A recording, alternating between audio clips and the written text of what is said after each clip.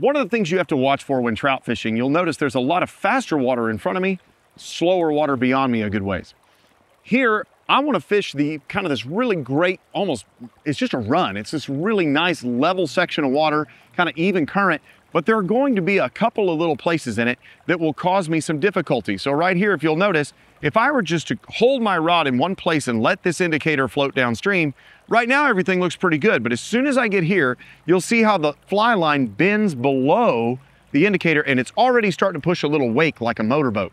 If your indicator ever starts pushing a wake, it means it's dragging.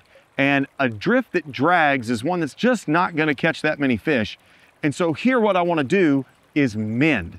And if you've ever been in on a guide trip in a guide boat or on a wade trip out west, you'll a lot of times hear your guide say mend, mend, mend, and it happens a lot. So here what I'm gonna do is toss some line upstream. That's all that is that's a mend, where we lift the rod and flick it a little bit and it tosses line upstream.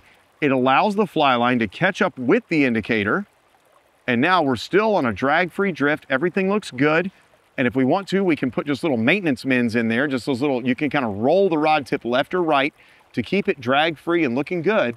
And then if you want to extend a drift ever, take the slack line in your left hand and bounce the rod tip up and down. And we just added all that line to the downstream drift. I now can make another cast, put it where I need it, make a mend to set my drift up properly. And then I'm gonna remove a little bit of the slack and just kind of stay in touch with this as it comes down. As the fly line washes downstream, I'm gonna toss it back upstream. Keeping in mind that when I go to set a hook, I'm gonna sweep it to the right, where I'm gonna sweep it in a downstream motion if I have to set a hook.